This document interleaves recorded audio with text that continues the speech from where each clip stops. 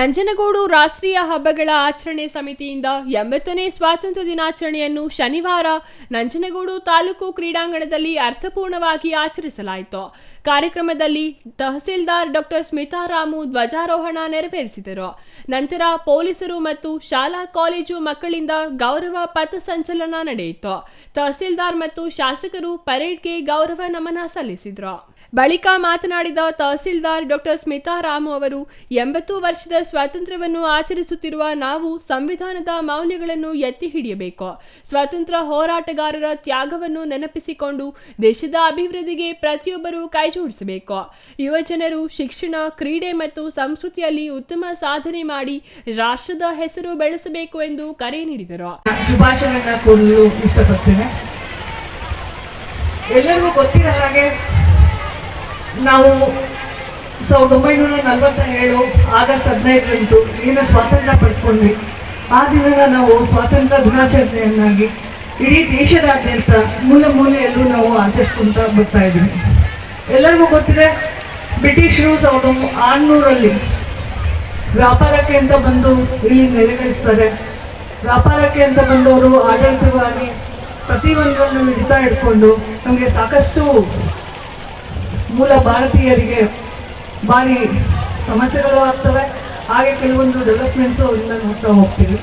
ವೇದಿಕೆ ಕಾರ್ಯಕ್ರಮವನ್ನು ಸಂವಿಧಾನ ಶಿಲ್ಪಿ ಬಾಬಾ ಸಾಹೇಬ್ ಡಾಕ್ಟರ್ ಬಿಆರ್ ಅಂಬೇಡ್ಕರ್ ಮತ್ತು ಮಹಾತ್ಮ ಗಾಂಧೀಜಿಯವರ ಭಾವಚಿತ್ರಕ್ಕೆ ಪುಷ್ಪಾರ್ಚನೆ ಸಲ್ಲಿಸುವ ಮೂಲಕ ಶಾಸಕ ದರ್ಶನ್ ಧ್ರುವ ನಾರಾಯಣ್ ಉದ್ಘಾಟಿಸಿದರು. ಈ ಸಂದರ್ಭದಲ್ಲಿ ಮಾತನಾಡಿದ ಶಾಸಕ ದರ್ಶನ್ ಧ್ರುವ ನಾರಾಯಣ್, ಸ್ವಾತಂತ್ರ್ಯ ಎಂದರೆ ಕೇವಲ ಆಚರಣೆಯಲ್ಲ, ಅದು ನಮ್ಮ ಜವಾಬ್ದಾರಿಯೂ ಆಗಿದೆ. ಗಾಂಧೀಜಿ ಮತ್ತು ಅಂಬೇಡ್ಕರ್ ಅವರು ತೋರಿಸಿದ ಸಮಾನತೆ, ಸೌಹಾರ್ದತೆಯ ಹಾದಿಯಲ್ಲಿ ನಡೆಯಬೇಕು. ನಂಜನಗೂಡು ತಾಲೂಕಿನ ಅಭಿವೃದ್ಧಿಗೆ ಸರ್ಕಾರ ಎಲ್ಲಾ ರೀತಿಯ ಸಹಕಾರ ನೀಡಲಿದೆ. ಶಾಲಾ ಕಾಲೇಜು ಮಕ್ಕಳು ದೇಶದ ಉತ್ತಮ ಪ್ರಜೆಗಳಾಗಿ ಬೆಳೆಯಬೇಕೆಂದು ಹೇಳಿದರು. ರಾಜ್ಯ ಮುಕ್ತ ವಿಶ್ವವಿದ್ಯಾಲಯ ನಿರ್ದೇಶಕ ಡಾಕ್ಟರ್ ಸಂತೋಷ್ ಕುಮಾರ್ ಅವರು ಮುಖ್ಯ ಭಾಷಣ ಮಾಡಿದರು. ಅವರು ಸ್ವಾತಂತ್ರ್ಯ ಹೋರಾಟದ ಇತಿಹಾಸ ಮತ್ತು ಇಂದಿನ ಯುವಕರ ಪಾತ್ರದ ಕುರಿತು ವಿವರಿಸಿದರು. ನಮ್ಮ ತಾಲೂಕಿನ ಆಡಳಿತ ವರ್ಗದವರೇ, ಮಾಧ್ಯಮದ ಸ್ನೇಹಿತರೆ, ಇವತ್ತಿನ ದಿವಸ ನಾವೆಲ್ಲರೂ ಕೂಡ ಸೇರಿ 80ನೇ ಸ್ವಾತಂತ್ರ್ಯ ದಿನಾಚರಣೆಯನ್ನ ನಾವೆಲ್ಲರೂ ಆಚರಣೆಯನ್ನ ಮಾಡ್ತಾ ಇದ್ದೇವೆ. ಬೆಳಗಿನ ಜಾವಾಗ ನಾವೆಲ್ಲರೂ ಸೇರಿ ಧ್ವಜಾರೋಹಣ ಮಾಡಿ ಧ್ವಜಕ್ಕೆ ಗೌರವವನ್ನು ಸಲ್ಲಿಸಿ ಸ್ವಾತಂತ್ರ್ಯ ಹೋರಾಟವನ್ನು ನಾವು ಗೌರವಿಸಿಕೊಂಡು ಸ್ಮರಣೆಯನ್ನು ಇವತ್ತು ಮಾಡ್ತಾ ಇದ್ದೇವೆ. ಇವತ್ತು ನಮ್ಮ ಮುಖ್ಯ ಭಾಷಣಕಾರರು ತುಂಬಾ ವಿಸ್ತಾರವಾಗಿ ಎಲ್ಲ ವಿಚಾರಗಳನ್ನು ತಮಗೆ ತಿಳಿಸ್ಕೊಟ್ಟಿದ್ದಾರೆ.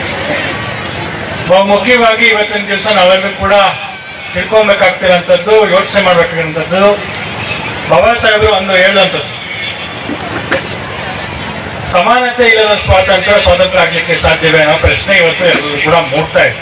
Kumar, CTV news, Nanjangud.